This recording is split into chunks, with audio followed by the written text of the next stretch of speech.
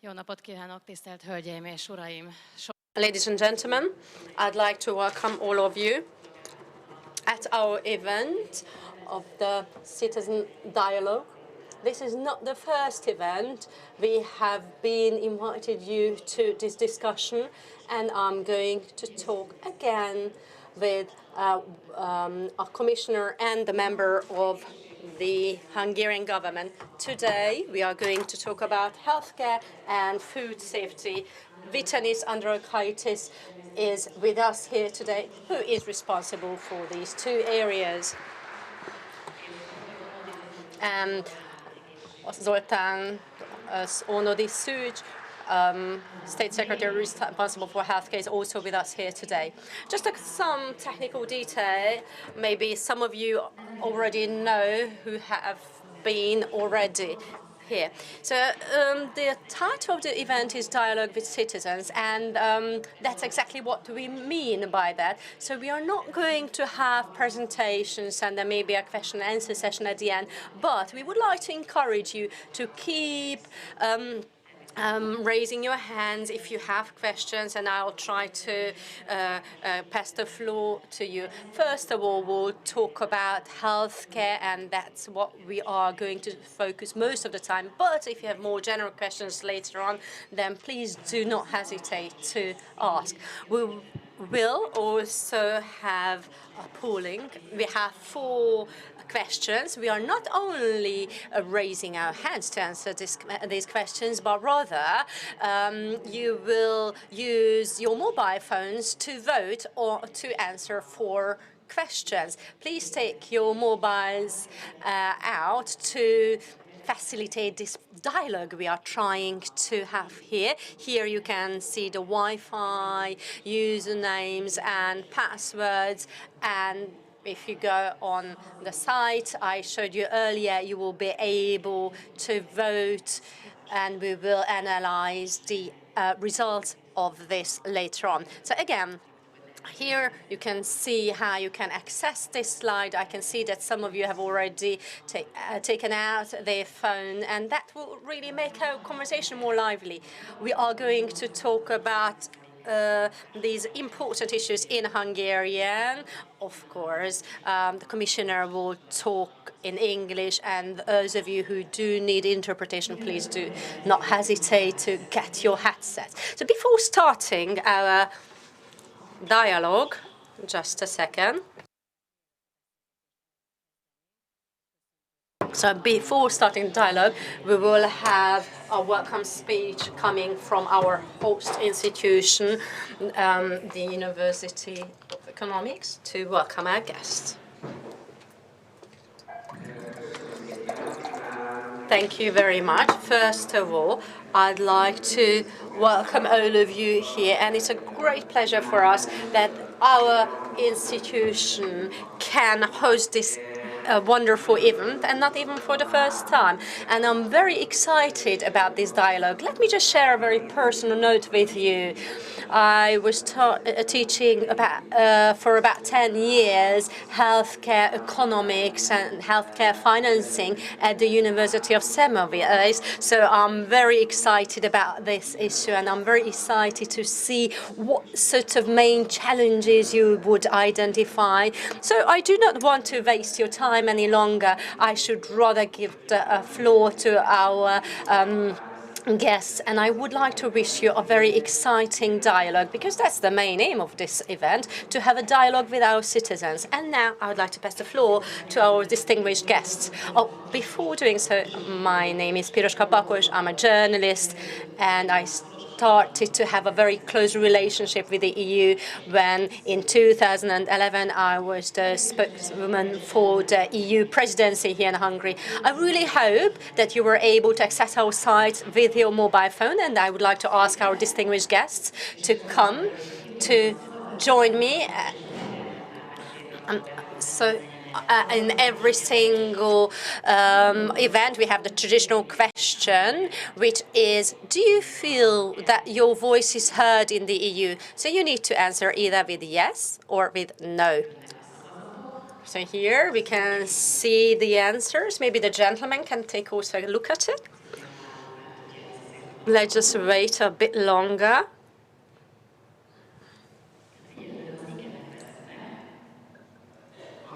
So the yes answers seem to be leaving at the moment, which is great news. So again, the question is, do you feel that your voice is heard in the EU?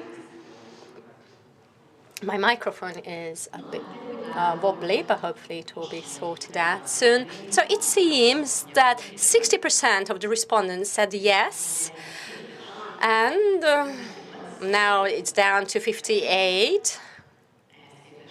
And 41 says no. So it seems that everyone who have already been registered in our system have already voted. So I must say, this is, to be honest, a bit of a surprising result, because that's not quite what we normally have at a polling. So, Commissioner, what do you think? How would you respond to the result? Actually speaking, I'm not surprised about this result, because Hungarian voice is heard in every country, everywhere, no doubt. So Hungarians are in the middle of European Union, no doubt. Hungarians have a lot of experience about European Union, though I'm so happy that we have good opportunity to raise our knowledges and to see that maybe finally we will achieve 80%. Yes. We hope so, mi is reméljük, igen. Államtitkár urat is megkérdezném, hogy önnek is. I'd like to pass the floor to the State Secretary. No, to be honest, I was quite surprised about the answer, but this is the very first time I'm participating at an event like this, and the Commissioner has already been to events of similar importance. Of course, we are a small country, and sometimes I have the feeling that our voice is not heard with the decision makers. To be honest, I was expecting a 50-50 ratio. This is better, so I'm happy about that. Okay. At the previous event, the results were somewhat worse, but that's the reason why we launched this series of events. Actually, the European Commission launched this series of events. The commissioners try to visit various member states and try to involve the general public into the discussions on various policy areas. Let us move on to this new policy area we would like to discuss together. And now let's see the question that is already related to our issue. So the question is, do you think that enough money is spent on disease prevention in Hungary and in the EU in general? So this is a very complex question. It's mainly about disease prevention.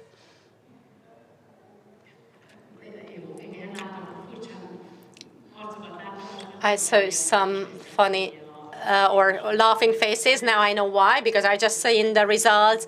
So it's 90 to 10%. That's what we can see. I don't think that it will change in great deal.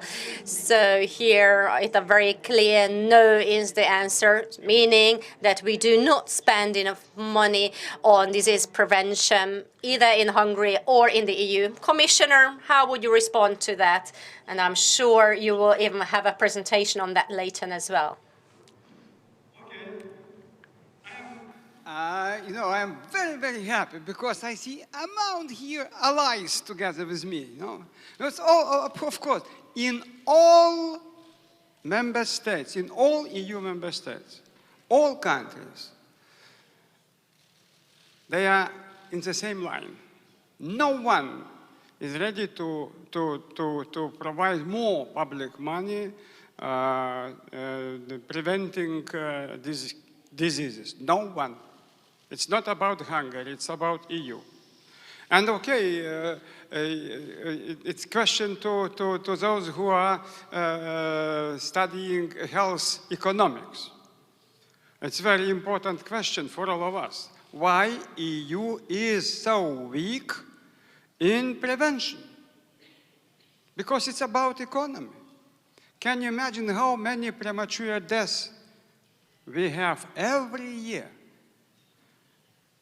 It's thousands on the roads, thousands of premature deaths on roads. Last year, about 8,000.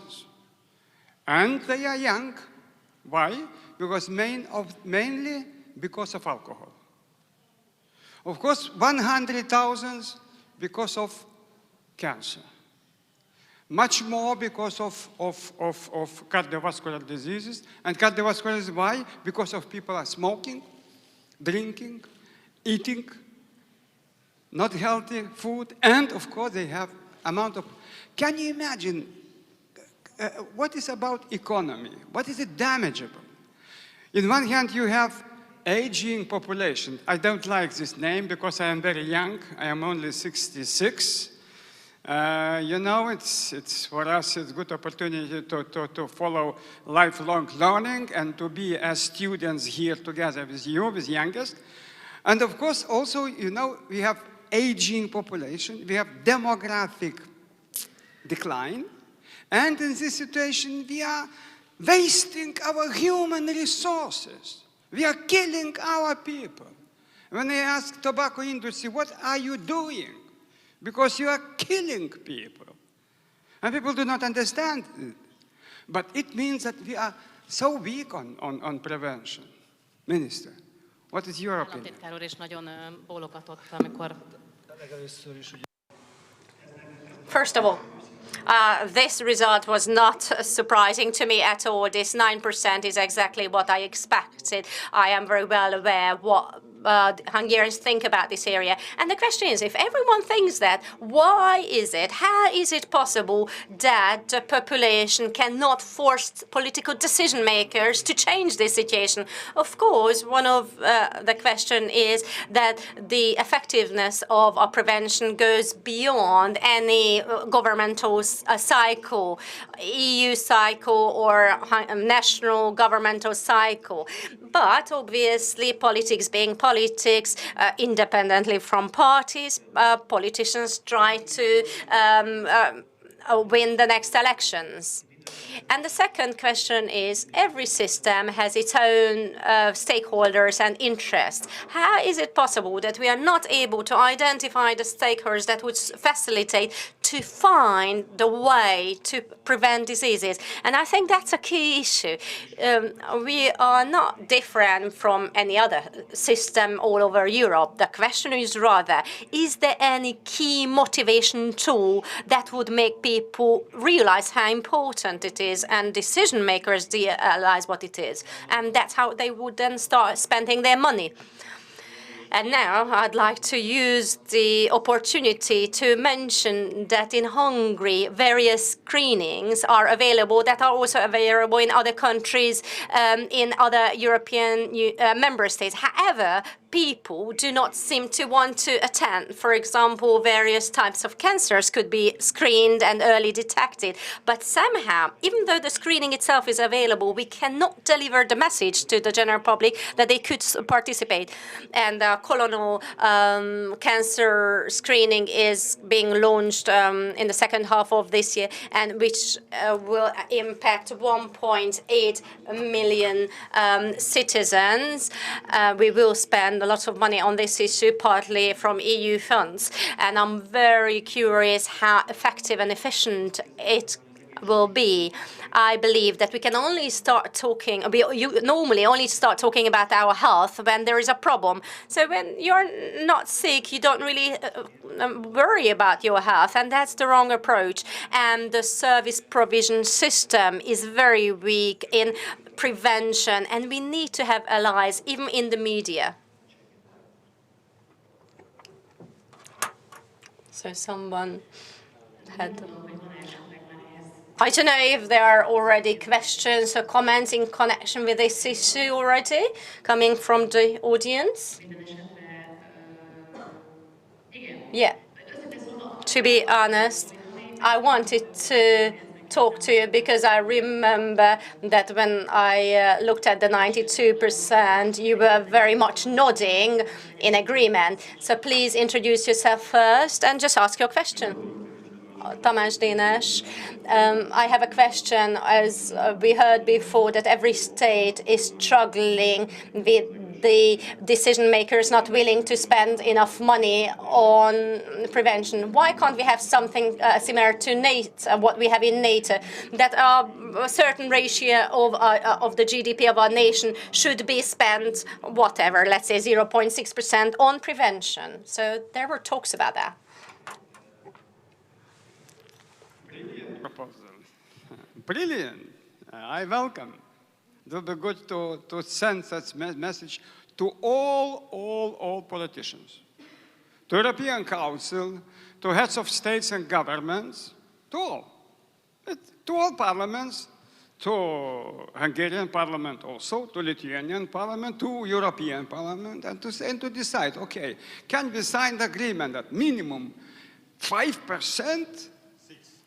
6. Okay, I agree with you, because 20 years ago, WHO proposed 5 as minimum. Okay, 6% of GDP must be dedicated not to treatment, but to prevention.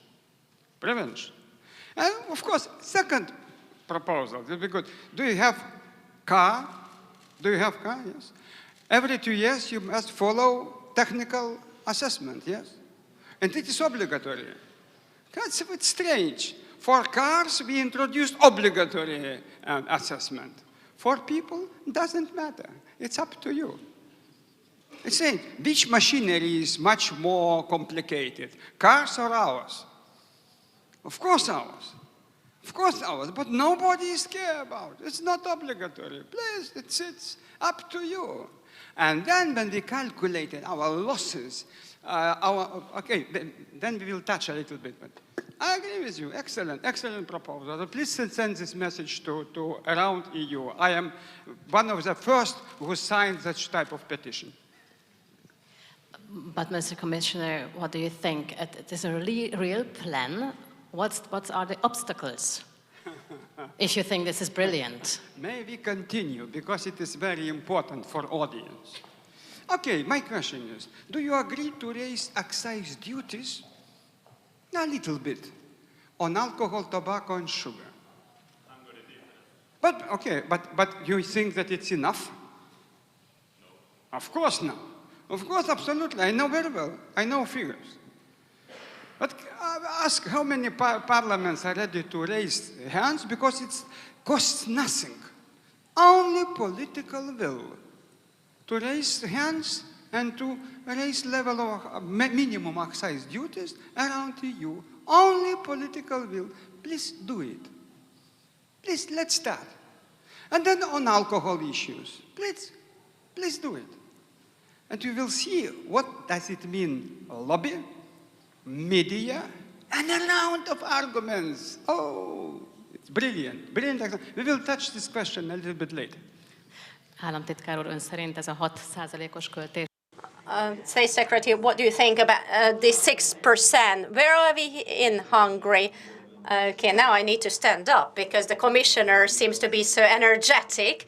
And this argument with him has been an ongoing one. The commissioner doesn't know that, but with this gentleman, we have talked about the GDP ratio, prevention expenditures, and so on. Unfortunately, we do have this issue, but we do not disagree that prevention is important. Obviously, I also represent the opinion that no money would be enough to spend on prevention. However, in the past 6 years, what I could see that even though an additional 200 billion Hungarian forints were added into the healthcare system in Hungary, it did not increase the satisfaction of our citizens because we did not actually do any structural changes.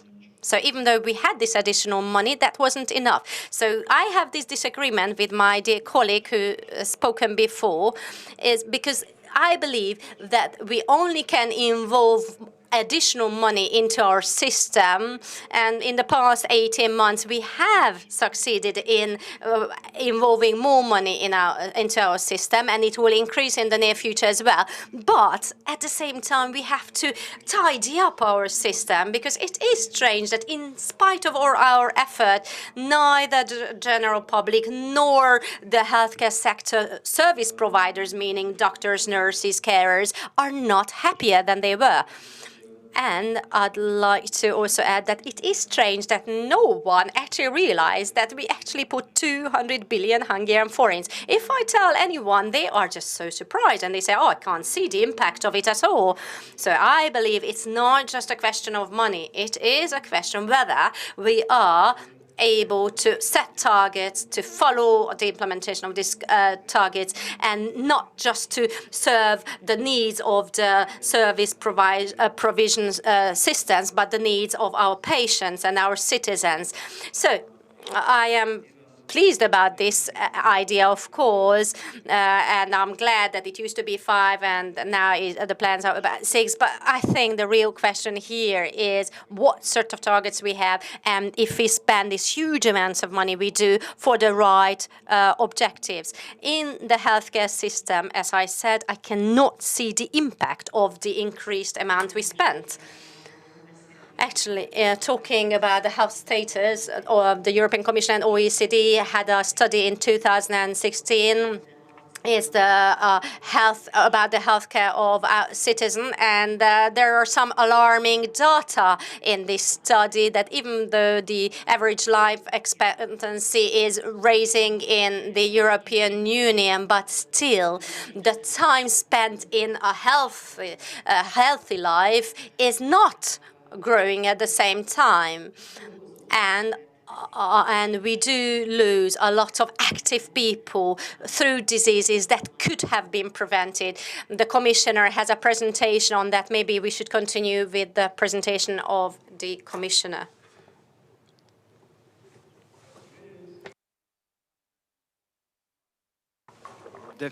Definition. Okay. Because I will explain a little bit.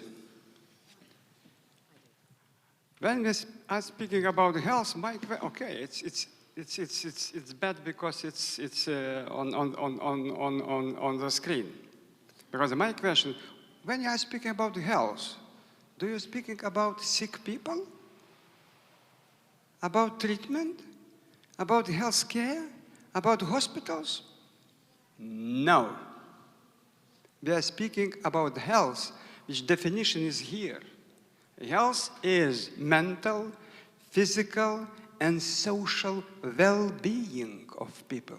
It means that health is about quality of life, and prevention is how keep people healthy as long as possible. And then why we need to understand why is such strange narrative that if health is about doctors, no. It's about our educational system. It's about our behavioral issues. It's about our diet. It's about our physical activity. It's about our lifestyle. It's about our social and working conditions. It's about housing. It's about air conditions. It's about possibilities to present to people good quality of everyday lives. It's about act against stress management and many, many issues. That is health. And why I mention that in those preventative measures, we have so weak because narrative and understanding only about second part of hand. First of all, I am healthy, then I have disorders, and then I am sick. And if we are not drawing attention on the health levels, using all instruments which encourage society to stay as healthy as long as and to be in good shape, then we will have amount of chronic diseases, amount of morbidity, amount of pressure on healthcare system. And then I disagree with you. In healthcare system, always money is not enough. I do not see around the world no one country in which will say, okay, you know, it's not about money. No. Devices, very high price. Pharma, very high price. Many, many. But how to spend our money keeping people healthy as long as possible, that is main message today from my heart. Because I can't speak about diseases. It's not my job today. I am Minister of Health, I am Commissioner for Health, but not for sick people. It means that I must use 3P: prevention, promotion, and protection, and also encourage people participate.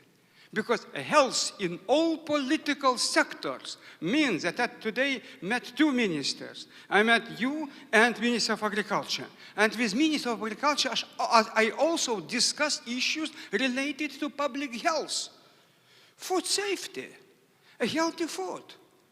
About what I'm speaking, about possibilities to see our many instruments and encourage our societies to use those instruments and to fight to have conditions to stay as healthy as possible. Social determinants. Please look at our situations on the ground. How many people are in poverty? And those people who are with lowest incomes, they have amount of problems, amount of disorders. Why? Because they are staying in terrible conditions every day. That's about health. And health is social policy, physical policy, and of course also mental. And and when we are using 3 Ps, protection, promotion, and prevention, we must use all instruments from smallest days till 100. It will be good to stay in good health in 100 years, yes? And knowing nothing about health care system, about doctors, but we know that those examples are in reality, but it is about lifestyle. It's about lifestyle medicine. It's about behavioral issues. Why we are so weak when we are speaking about prevention, promotion, and protection? Please use taxation instruments, marketing instruments, advertising instruments, reduce accessibility. Please look on our main 5 risk factors: tobacco, alcohol, salt, sugar, trans fats, and of course also physical inactivity and stress management. Sugar, amount of sugar in all supermarkets. And such, all sugary drinks, all sweets are displaced on levels of children's eyes. Why? Children asking, Mama, buy it. It's marketing. Please look at terrible advertising aggression against children. Why we have children obesity, doctor, colleagues? Why we have children obesity today? Pandemia in European Union. And diabetes number 2, it's absolutely 100 because of food. Nothing with healthcare system, absolutely. Why we have some amount of problems related to smoking, and today electronic cigarettes, very cool way, once again, to encourage you to use. Why? Because and then we are, Mamma Mia, we have thousands of deaths. Why? It's tobacco, it's absolutely mistake. I ask you, you know TTIP. You know very well TTIP, trade agreement with it. TTIP. I have name: tobacco, tomato, potato, and then remember, tobacco, tomato, potato, and what's again? And only tobacco is bad in TTIP. Tomato, potato from America is good. But you know, it's okay. Today is our product. But tobacco is a terrible issue. What it is be good to discuss together with all of us how to encourage us understand that we must use those instruments and zero money and spend amount of money treating people in other hands. That is the better approach than always speaking about hospitals.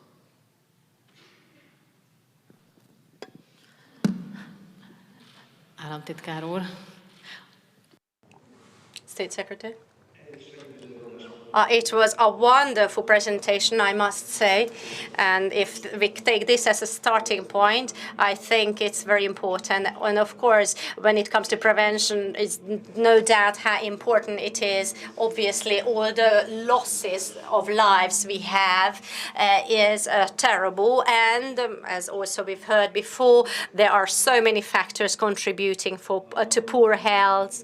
But again, I'd like to mention at this point that, for example, combating smoking is an important agenda on our government. Even the WHO congratulated us basically for our smoking prevention programs, and I really hope that that will be an impact that obviously doesn't go from one day to another. And also, I'm sure it's very clear that I don't know if you could see all of our efforts against salt, using salt in school meals.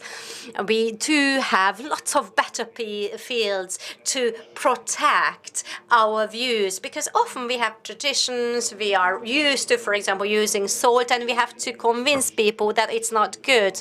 And of course, we have other areas where we want to put efforts. And of course, I'm very optimistic and I'm trying to do even more, but we have to see that we have certain limits. And I would say that we need some time to go on, to move to other areas where we can also put further efforts in.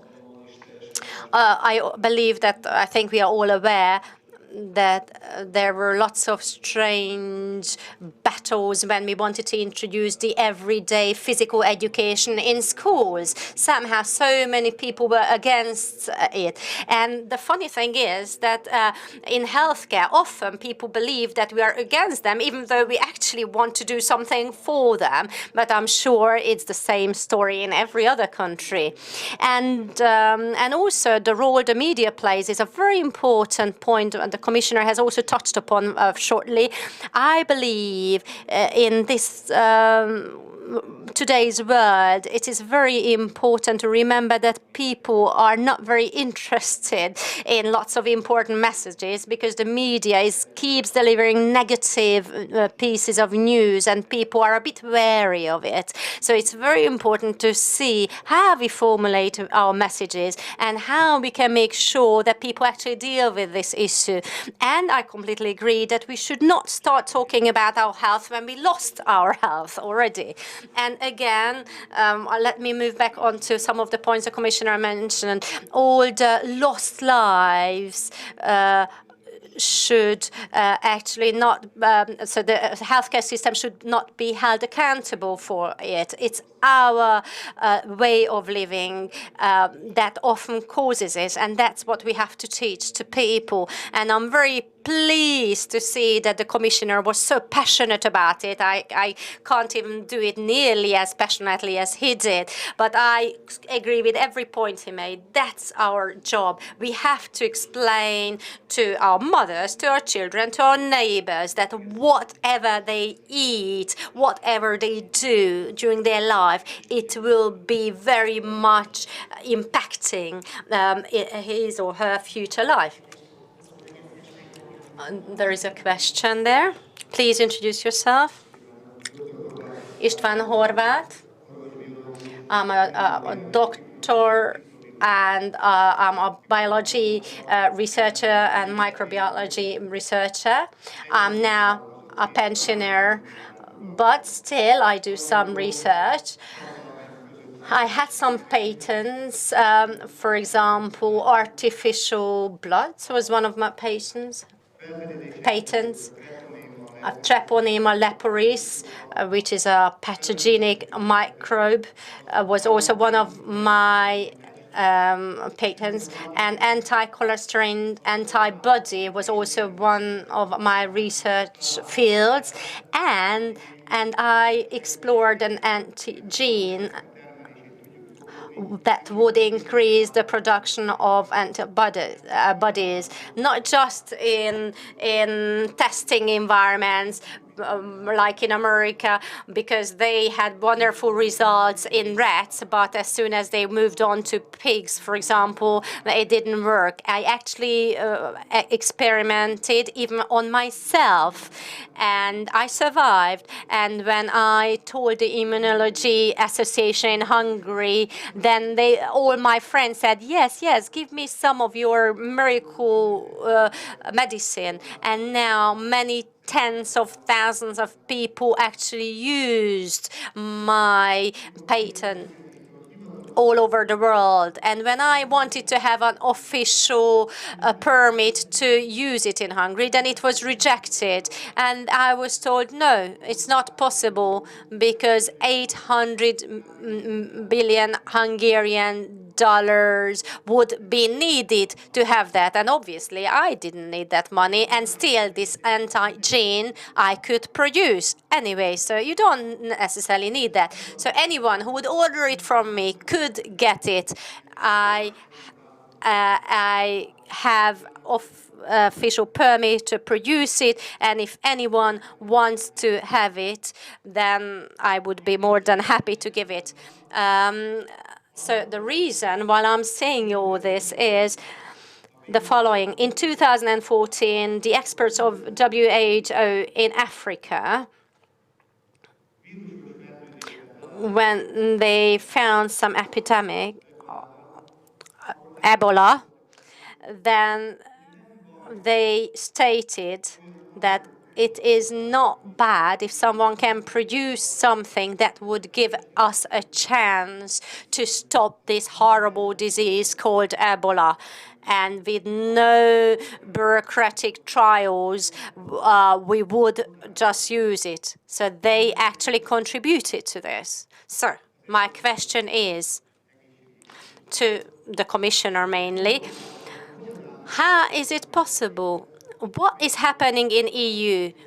There are diseases in EU that is uncurable, and we can see that cardiovascular diseases are not caused by high cholesterol and not Chlamydia infection. And it's definitely not due to the high level of cholesterol. So cardiovascular diseases are caused by something else. What I can say that in Hungary, thousands and thousands of young people die because of cardiovascular diseases, and still the anti-genes what I produced actually reduces the risk of cardio diseases, and they don't have to have open heart surgery later on, and they even leave their wheelchairs as a result of my invention. I'm so sorry. Please ask your question. We really need to move on and get the opportunity to others. So my question is, what about the EU? Would the EU allow this invention of mine that has been used by thousands of people and you proved to be powerful? Or what is your plan?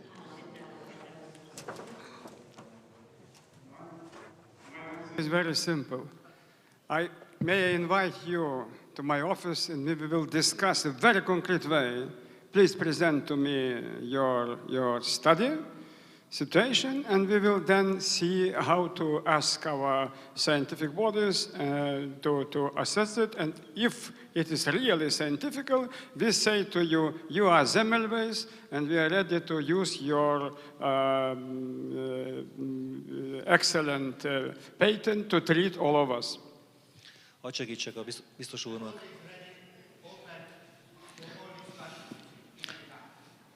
Hadd segítsek biztos úrnak, tehát hogy Can I help the commissioner? I think it's important for all of us to know that from this year, and I think this process will finish next year, that the pharmaceutical intervention permitting procedure will be standardized in the EU. So no matter which company is initiated a pharmacy permitting process in which country, it will be all standardized in Spain, in Lithuania, in Hungary. So every authority or every entity trying to get a permit for a medicine would have the same regulations. I am not a researcher. I can't really answer your question, to be honest. Referring to your point about the Ebola disease, I would say that it was just such a threat even to Europe that they just had to make an exception, the WHO experts. And again, I would like to also mention that the MIA will move from London to Europe as a result of the Brexit. And I was discussing this issue with the commissioner this afternoon, and I really wanted to ask him to help us to move it to Budapest. Of course, he was very diplomatic, just like his job should be. But I would like to also ask you to promote this idea. It would be very important for Hungary to move this institution to Budapest. So please help me in this.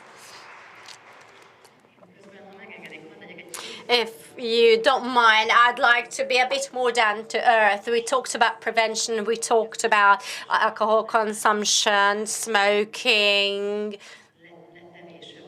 and also quitting smoking, obviously, are of major importance. However, obviously, the majority of Hungarians, and I would say also other citizens in Europe, are much more concerned whether they are able to access quality healthcare provision with no waiting lists or short waiting lists. The European Commission and the OECD had this study, and there was an interesting data in their study on that we need more efficient healthcare systems, because in poorer citizens,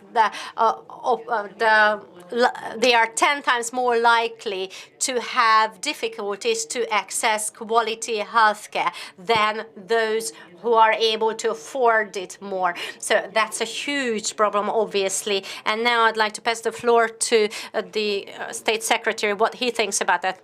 Obviously, it's a very mixed picture. I don't know if you can remember, about 5 years ago, in 2012, this government was brave enough to actually count the persons on waiting lists. And what we could see that altogether 70,000 people were waiting for some sort of a surgery.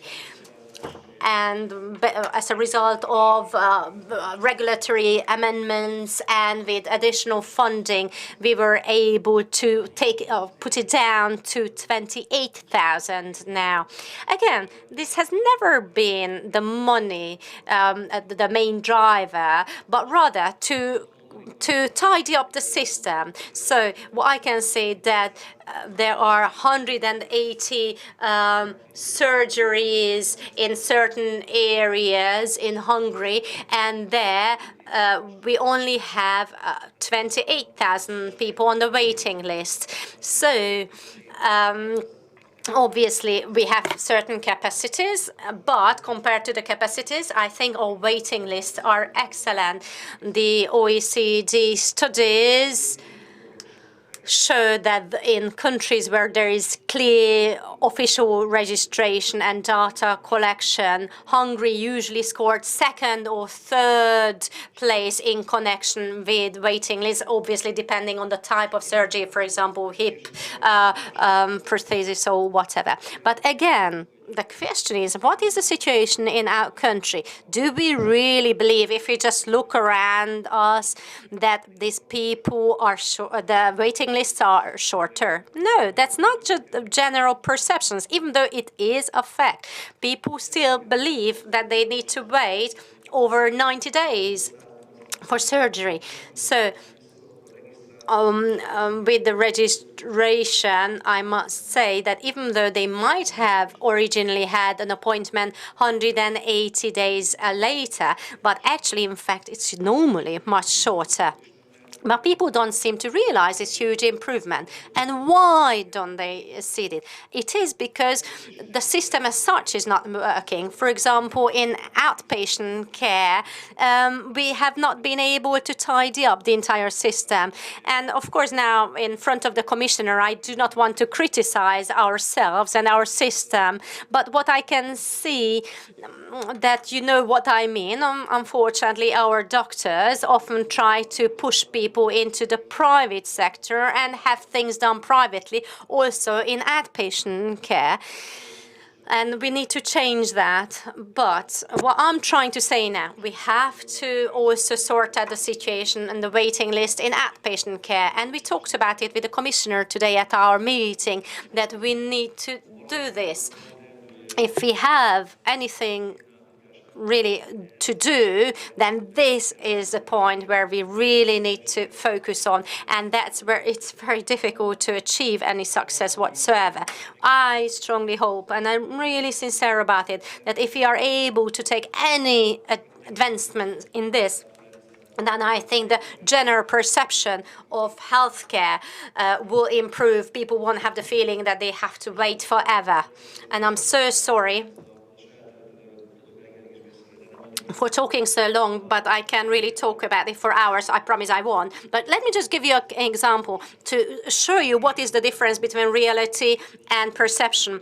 From the city I am from, there is a very strict registration system, and it is closely linked to the timesheets of the doctors. Even if you don't believe, we have a very close registration when the doctor arrives and when he leaves, and there is a green light in front of the doctor's surgery showing that he is in the office.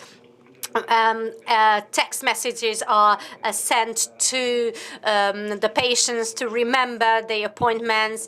So it's a very, very strict system, and I believe that, and as a result, the situation is much tidier, much more transparent. But if you look into the numbers, and I really just want to give you one example, that the person who is registered as a patient based on his national security ID, at least 1/3 of them has never ever been in the hospital or in the out care. So it means 1/3 of the people who are registered. Then I would say that it really shows the reality, how incredibly intransparent it is, how people don't know who is going where, and I think that's what we need to focus on. Actually, I would be interested. Which city you were talking about? I am from Debrecen. That's the eastern part of the country, and you can imagine how many times my car was damaged in our parking lot, to be too strict with my colleagues. Now we are laughing, but actually, if we are honest, we are all aware that the interest, in our interest, we should focus on the needs of the patients. And often that's not the situation in Hungary. It's not a simple task, I'm not saying that, but I must say that it is not just Hungary, most probably, who is struggling with the same problem. I would say that most Eastern European countries would struggle with the same situation. Any questions? Actually, just a comment, Fehér Eva. I've been a doctor for 35 years, and I worked in various parts of the healthcare system. And I would like to say that I think often our patients are a bit spoiled, I would say, and also referring to the point between poor and richer people and their accessibility to quality healthcare. I would say that maybe people with lesser education often don't even realize that they need to seek the help of a doctor. So I think health education is of major importance. We have to teach people how to manage themselves in the healthcare. So actually, it is not about money, but about the education, because they just don't know where to go and what to do. And the other point I'd like to make when we are talking about outpatients and waiting lists and waiting time in outpatient surgeries, and I really don't want to blame anyone, but I would say that it is almost like a general cliche that we always blame the healthcare system forever. But I know that in Canada or in Sweden, you have to wait forever for ultrasound or for an eye surgery, or I have friends in the Netherlands who told me horror stories how long they have to wait for surgery. But it seems to me that the Hungarians just like complaining, but I don't think that the situation is as tragic as it used to be. I think the situation has improved and we are on the right path. I'm not a politician, don't worry, I'm not paid by anyone to say this, but I believe that we still have a lot to do, of course, but I think the priority should be health, education, and also us as patients, we have to take it seriously. Because often the patients have an appointment, but they never cancel the appointment when they realize they can't make it. It does happen that my colleague goes to work at 1 o'clock, let's say, for the afternoon shift, and between 2 and 5, none of the patients' appointments show up. So the patients don't come to their appointment, and the patients are never punished for that.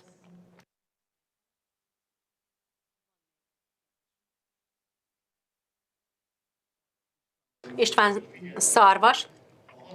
And I did pay attention. This was the 6th doctor who commented on this. So I would say this is actually a dialogue between doctors. But I do have a concrete question to the commissioner, and please try to answer this. Is it possible that one day you would join us in Hungary for a conference in the healthcare? So those who would say that maybe the situation is not as rosy as we heard before, we could share our opinion with you more in detail. The other question is more to the State Secretary. I've talked to you about this before. If you took it seriously that 1.8 million people would actually go to colonial screening, I think that's just a joke. I mean, if 1.8 million people actually really went to the screening, the system would collapse. I say a few words. First of all, the topics which were here mentioned, they need simple answer, assessments. We, in our hands, in Commission hands, we have so-called instrument on the way, healthcare systems performance assessments methodologies. And one of topics is patient-reported indicators. Not discussions between doctors, but patients-reported indicators. How patients described picture. And I am very happy to go to such conference and to organize with patients and discuss the issue. But I also will be very happy to discuss with young generation about health, not about sick, not about ill, about health. Because my main message is to keep you as healthy as possible. Otherwise, look in the future. You will have amount of problems, waiting list, treatments, doctors, and so on. My message, first of all, health. Health is not about ill people. But we will organize such a conference. My promise is I am ready to go to Budapest once again to organize such conference on patients-reported issues and understanding. Because healthcare systems needs to have instruments to assess where we are. We just, in a way, to present all 28 state of health of members of all member states, to have profiles. Which profile is in Lithuania, which profile is in Estonia, which profile in Germany, which profile is in Hungary, to have clear evidence and data, how to compare each other. And then to educate people and to send to people that people must be also informed, must be aware about situation. But brilliant discussions. I'm ready to do my job and I'm ready to attend your conference. Államtitkár úr. Mielőtt a megszólításra reagálnék, az Before responding to this, I would like to add that I forgot to make a very important point in the afternoon, talking about EIS, how we can talk about increased transparency. And I strongly believe that one of the most important tools in our hand to create transparency in our healthcare system. And of course, there are initiatives even within the EU that support this. Okay, then going back to your point, what is possible, what is not possible. I do understand that it might be painful for some people that we actually managed to reduce the waiting list. And I can imagine that you think it's unbelievable that we would actually do that screening of 1.8 million people, but we will do it. But I think it is just a prejudice when you say it's impossible. I would say it's really hurtful because your examples are just wrong. And I keep hearing it also from my own colleagues. Let me just give you an example. When, for example, we had a project implemented in 4 counties in Hungary, which will have now a national implementation, then we actually had to convince the local general practitioners to send the screening samples for us for a particular screening project. And we would have given them 500 forints to do so, but still it took us so much time to convince them. So if a government is focusing on prevention and screening and is able and willing to support it financially, then I think we should just appreciate it and support it because it's independent from parties and politics. It is rather a question if we are able to see what is the main objective here. We have a solution here, and the solution is screening, and it is a prevention to solve our problems in the healthcare. And I think it is in our own interest. Here, let's start with this lady.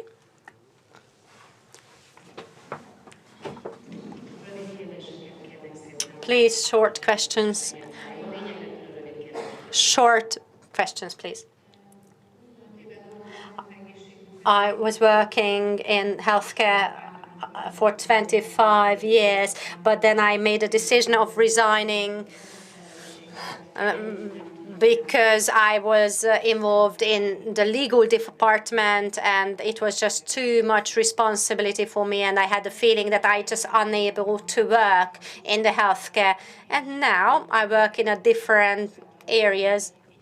But me as a patient, or often as a relative of patients, always trying to help my relatives to get the right diagnosis. My child, who had various diseases,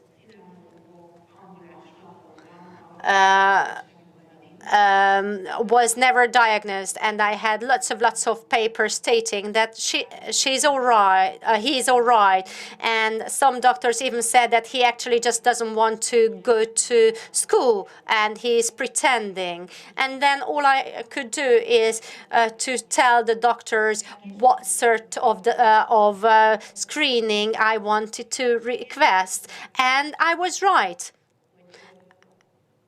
So my question is connected to that. I'm convinced that this 200 billion Hungarian forints you mentioned, the Hungarian government invested into the healthcare, I would agree with you. I can't see any impact.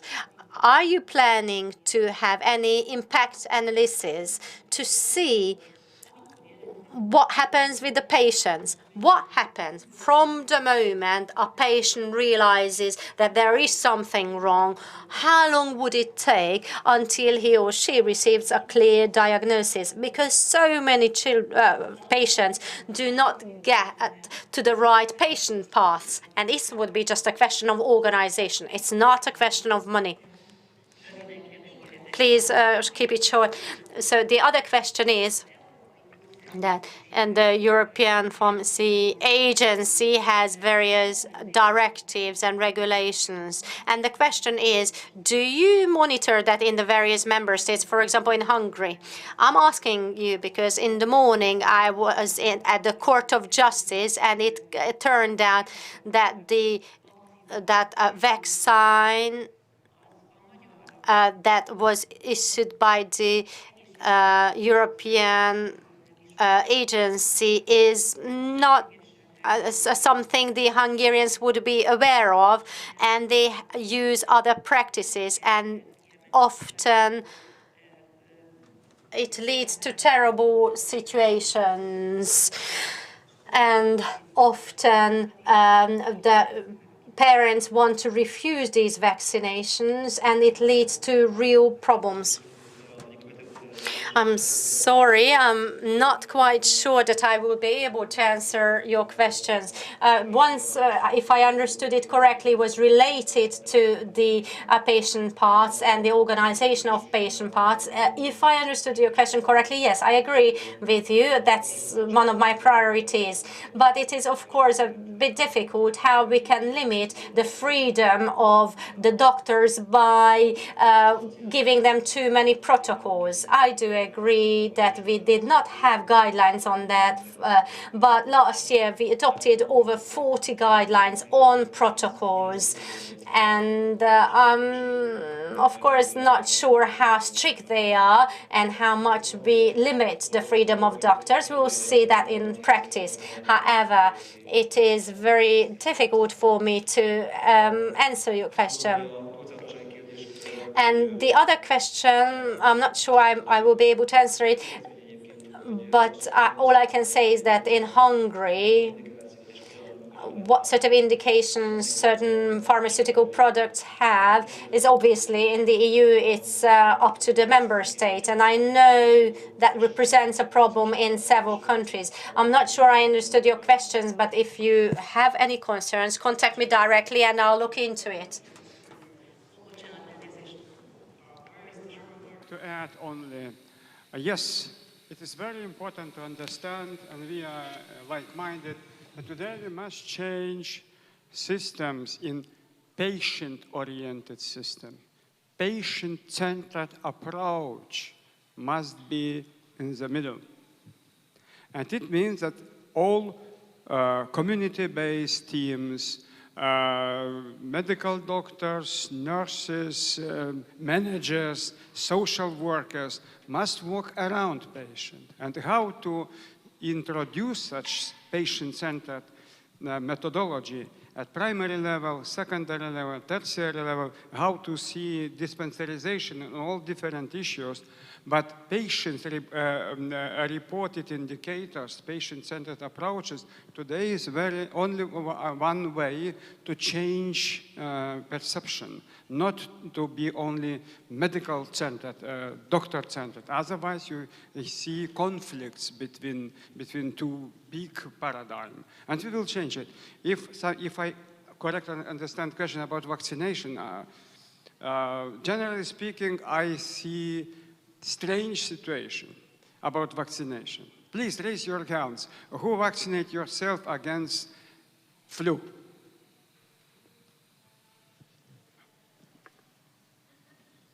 Oh, you know, we are those who saved your lives who never were vaccinated because we have immunity. Why I vaccinate myself every year? Because I am traveling from Vilnius to Budapest, from Budapest to Valletta, from Valletta to Frankfurt, from Frankfurt to Stockholm, and everywhere I meet in airports amount of people. And I have good opportunity to transmit viruses. But if I vaccinate myself, I save your lives. And you know, it's very important to see those anti-vaccine movements. But I would like to show you an example of Croatia. Croatian veterinarians decided vaccinate cows in preventative manner. 100% of cows they vaccinate because they decided to prevent lumpy skin disease, very terrible virus disease. Cows is much clever than people. And you know, it's... And then veterinarians much clever than my friends doctors. They vaccinate 100%, and nobody is against. But when we are promoting vaccination to children, to people, amount of anti-vaccine movements. Sorry, it's one of the modern mythologies of 21st age. Akkor a hölgynek a kérdését szeretnénk hallani.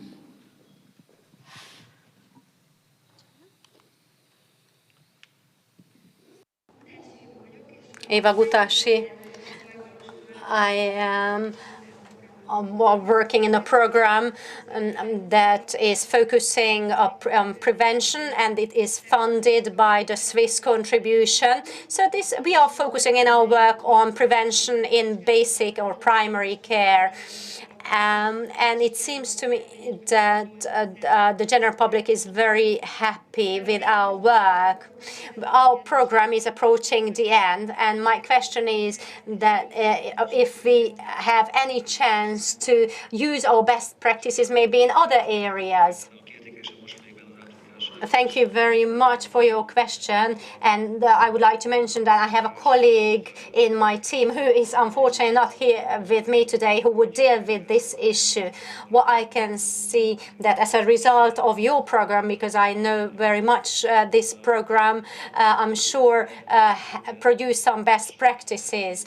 And maybe we are not able to utilize it in every area in the entire country, but we will try to do so. But we mustn't forget we have limited capacity, so we are not always able to. So maybe not everyone understands that when we, for example, have the opportunity to create a registration system based on which we would be able to have data on the health situation of people would be very important. And we had this program the lady mentioned on this. And there are some disputes whether the results of her program could be implemented nationwide. All I can say, I want to be cautious. If we are able to find some consensus with my colleagues, and of course we are open to cooperate. I'm sorry, again, I need to try to tell you this model you were involved, it just showed how inefficiently we use money, and was trying to see how people could be cured if they are already sick close to their home.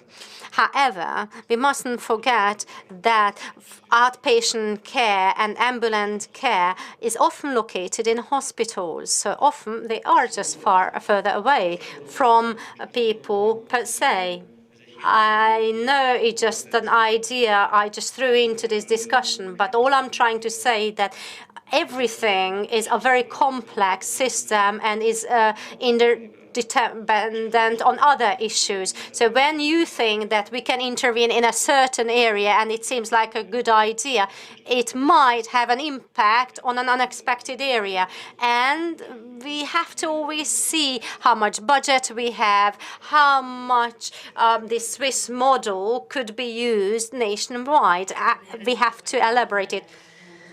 Unfortunately, I received an information that the time is running out, and I really would like to move on to the other part of the Commissioner portfolio, which is food security and food safety. And our question in this connection is, do you agree that free trade agreements lower food safety standards? So this is the question for which we would like to have your vote.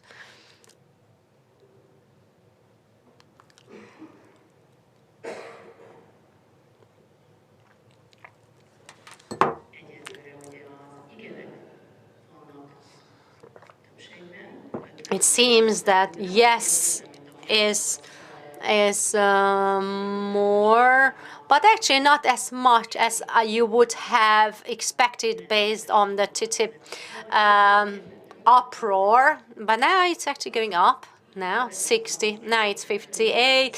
So I think that's approximately the end result. And of course, there is this I don't know, 13%. So there are people who don't have a strong opinion. So maybe the commissioner, you are smiling, so I'm sure you have something to add. My question is, do you like to go to supermarket and buy something? Ó, közben lett egy, bocsánat, egy 44, Do you 44, like so all this the- is equal. Yes. Okay. Okay, situation is in changes. But of course, when you see green market, you are going to green market to buy something, you know. And I was surprised about a terrible situation in one country when people buy on green market, buy meat, and then you have 30 cases of trichinosis. Free market, no regulation, no official control, and consequences are there. And when I listen to that word free trade agreement, people always think that something is wrong because it must be diminish their safety standards. Okay, if it is no regulated, no official control, no standards, it must be like in green market the same. But TTIP is agreement between EU and US, not because of food safety. Food safety standards in EU are highest in the world. And it is our big achievement. Today we must say very openly, our general food law is excellent in common sense. It guarantees food safety issues from Helsinki till Lisbon, from Debrecen till Kaunas. It's absolutely crystal clear. We have our European Union single market in which we are trading and dealing with different issues and guaranteeing safety standards. And nobody is scared about that those food say that such single market will diminish our food safety standards. No one. The same problem is when we are dealing with United States. TTIP is not about food safety, no. It's about possibilities to reduce administrative burden, to understand official control systems and differences, and how to make communication between two different official control systems and reduce number of requirements and reduce time to go to sell our European Union goods into United States market. Hungarian farmers have no chance to sell apples in United States. It's okay to wait 10 years to sell Hungarian apples in United States. Is okay? Of course, this is bad. It will be better to help Hungarian farmers to sell their apples in United States market, maybe reducing time till 2 years. It will be okay. But then we need to discuss different administrative mechanisms. TTIP is not about food safety. In opposite, our food safety standards today are very popular in the United States. Can you imagine? Unfortunately, I do not have such picture. I was in New York and I saw on the wall of one cafe, our food is organic. What does it mean, organic? Organic agriculture? What does it mean? Hungarian brand, yes? Organic. Our food without pesticides. Our food, no GMOs. Our food we use meat without hormones. No chlorinated chicken. All things on the wall, all. It means that European Union standards are there. And it is excellent. We must have excellent possibilities to disseminate our food safety standards around the world. Is our European Union asset.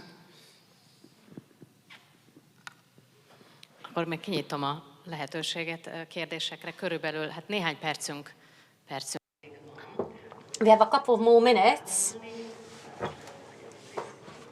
So, from the university.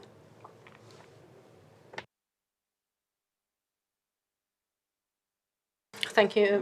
Balázs Ferge from the Budapest Economic University, International and European Studies. So I'm not a doctor. And my question is, what sort of European level actions are planned in the field of disease prevention and in the field of food safety? We can see that, for example, in transport politics, we have seen lots of great action. So maybe it can cover many ideas. So in the field of transports, we have seen lots of EU-level actions. Are you planning in the near future, in your two portfolios, any great actions? We have many actions. First of all, let me start from antimicrobial resistance. You know what does it mean? Today we have very dangerous situation that some bacteria are resistant to all types of antibiotics.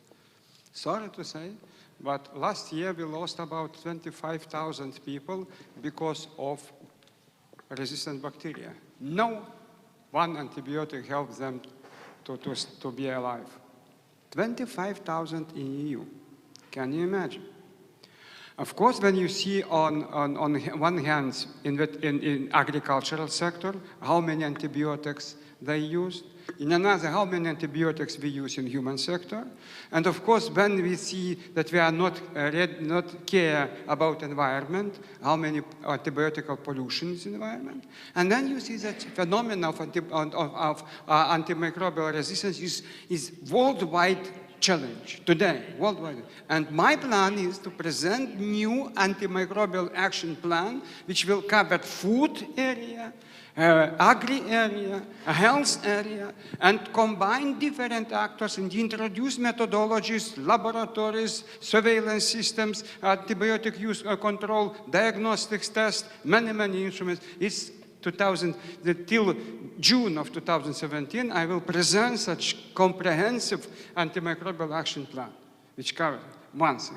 Another is very important issue related to trans fats. We are on the way to finalize our impact assessment, how to regulate and diminish use of trans fats in food, because trans fats are directly affecting our coronary system, directly.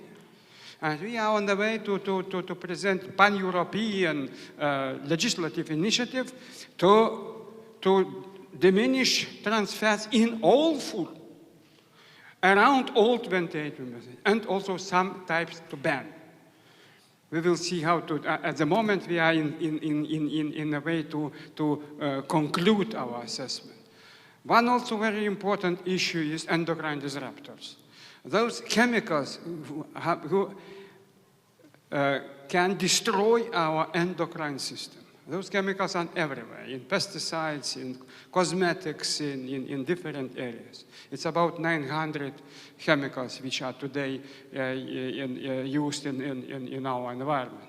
And just we are discussing final criteria of antimicrobial, endocrine disruptors, and we are presenting those criteria in law. And then we will adopt those criteria in all areas of regulation. And of course, also speaking about pesticides, sustainable use of pesticides, it means that we will reduce overuse of pesticides in agriculture, and then to help people to receive more healthy food. Of course, also very important area, speaking about possibilities to provide guidelines, the monitoring main risk factors. And at the moment we are in a way to present common voluntary agreement how to reduce level of sugar in our food, how to reduce level of salt in our food, and we are dealing with those. This year, those topics are very, very high on my agenda. Köszönjük szépen. Az úr másodszor jelentkezik, nem tudom, akkor adná meg a szót, hogyha nincsen. You have already had a question, so I'm sorry. I would like to give the floor to someone who has not raised a question. I really want to give the opportunity to others. I'll be short. A couple of days ago, I had a very private meeting with the commissioner, and we talked about researches, how research could serve the purpose of healthcare, and how we could establish a coordination unit in Europe in the field of healthcare, so some sort of healthcare-related research and how they could support us and any researcher anywhere in Europe that would be most helpful. So my question is, what do you think? Could you share your views on this with the audience? I am a researcher, I'm a doctor, and it was a great pleasure to meet you the other day, and I strongly believe that it would be a huge step in Europe. For example, when we discovered penicillin, that was a huge step. The question is, do we need any harmonization to go further? Short answer, yes, we can do it.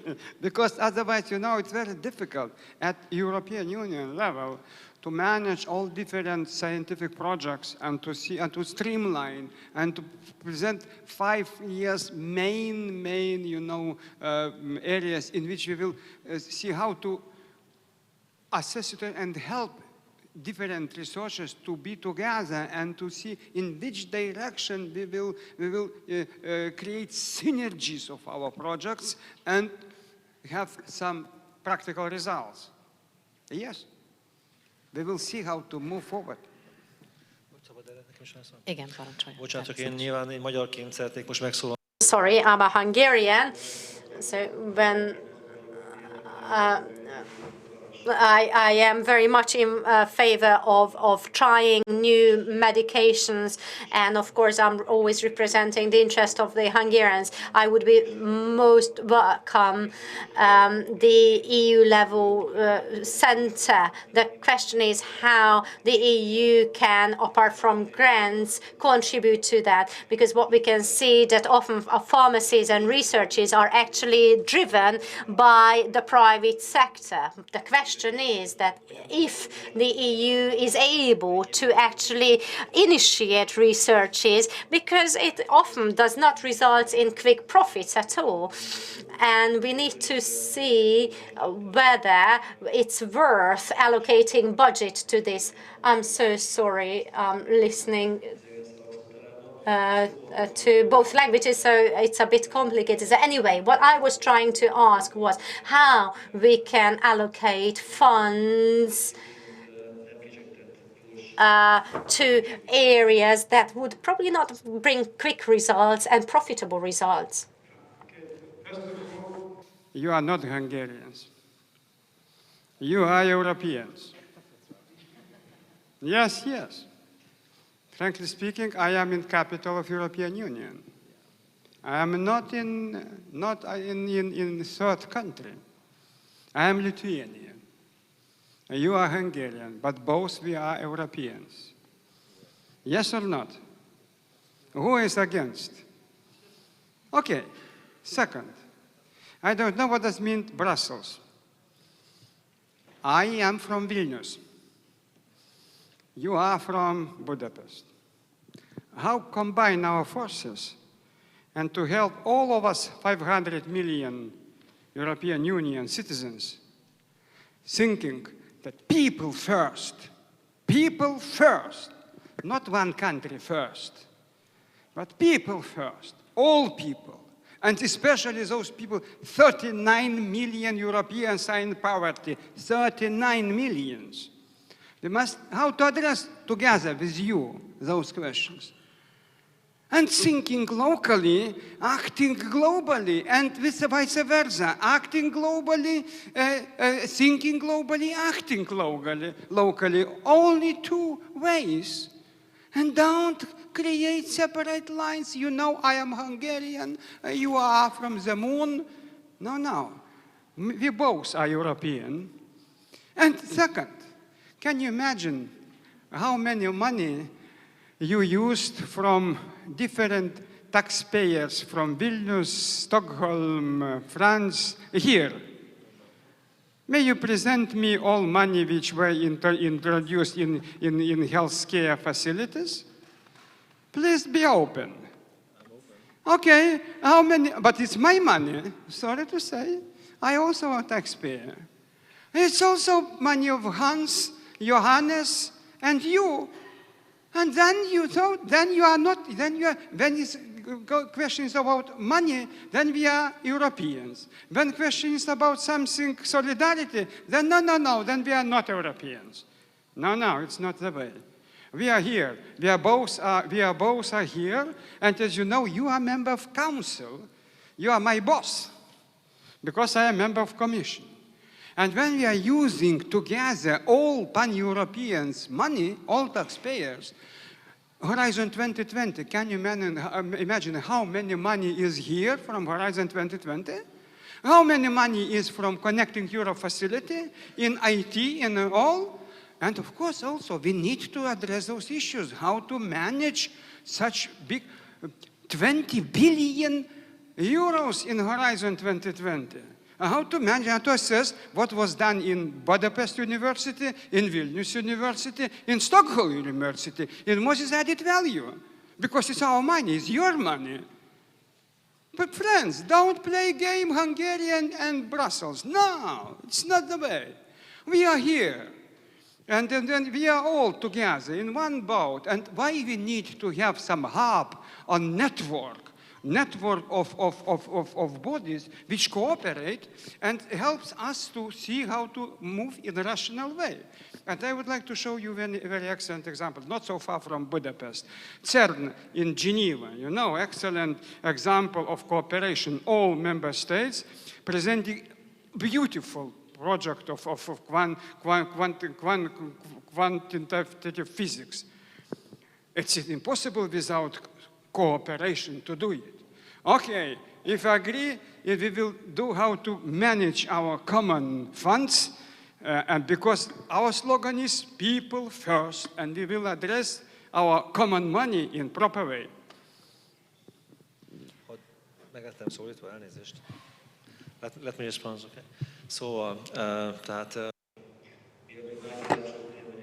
Before anyone would say that I'm not supporting the EU, I should really clarify this point, because I was kind of addressed by the commissioner, and I agree. I think he made his point. All I'm just saying that in a situation like that, Hungary is in a competition, and if there is a competition, I have to represent the interest of Hungarians. That's my job. But I completely agree that there are so many issues that require cooperation. There are so many issues where in any country, in any government, it would be a great support to, for example, have the support of the European Commission, because an EU expert or a Commission expert can really help when there are things too political. I used to be a basketball player, and Lithuania is actually very famous for basketball, although Vilnius is only just the second one in terms of basketball in your country. There is another city, Kaunas, which is much better. I don't want to hurt your feeling, but I wanted to draw your attention to that. But when I was a basketball player, I was very much in competitions, and often I made some bad experience because we were small, we were not strong enough, and then we lost. And I would like to draw your attention that our cultural roots are similar. Your country has similar roots to ours. I'm sure you know what I'm talking about. obviously, you are a commissioner, you represent the European Union, the European Commission, but I think on the other hand, you have to understand that us small countries, we are struggling about certain issues. When we are talking about the Horizon 2020, then you must remember that the allocation of funds were not as easy as you might have thought for us. We weren't always successful for applying for these funds. I would like to mention that within the European Union, we have similar issues like the aging population, diabetes, obesity, and so on. But the possible solutions are different in many countries, and that is the area where we have more cooperation, hopefully. Ask once again, I would like to be very concrete. America first, Hungary second. Of course, I am joking. But you know, from my point of view, when we are speaking about our possibilities to use in proper way money and so on, don't use European Commission and Hungary. In European Commission, I know one excellent guy, Tibor Navracsics. From which country he is? Oh, from which country? And he managed very important portfolio, education, and so on and so on. Or Corina Crețu, she's not so far from, is from Romania. And if you look at community method, we have together two methods. Intergovernmental, where governments must bargain. And speaking about Emma, you will see how to create coalitions. It's my advice. Please be ambitious. But when you are speaking about commission, you must understand that this is community method. We must see that this community method will be everywhere on equal footing and equal treatment.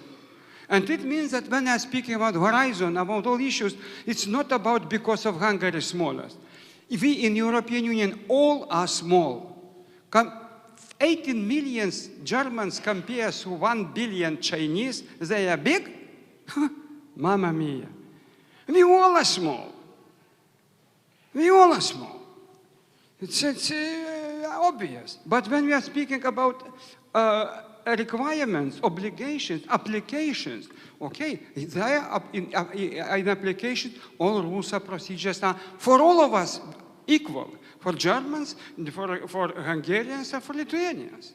I know that in your country some leaders are very much speaking about very openly, Hungary is first. Okay, I am not in line with those mentality, because from my point of view, people first. From my point of view, the possibilities to cooperate, solidarity first, possibilities to provide our own common obligation, and to say, okay, European Union is best place in the world in which we have peace, solidarity, equality, human rights, or fundamental rights, and here we create very excellent opportunities to young generation. And then we will agree that we are together. I am member of your cabinet, I'm a member of your team, and it will be good to send this message to all Hungarians. Köszönjük szépen. És akkor lejárt sajnálatos. Unfortunately, we run out of time, but we have one more question, which is again a traditional question at this series of events. We raised the very same question. Do you agree that this event has improved your knowledge about the EU?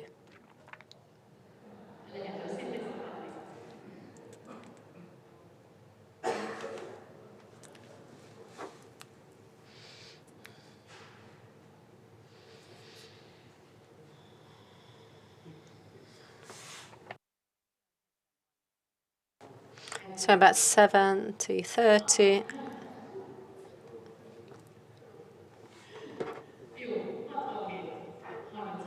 So 67, 68, 32.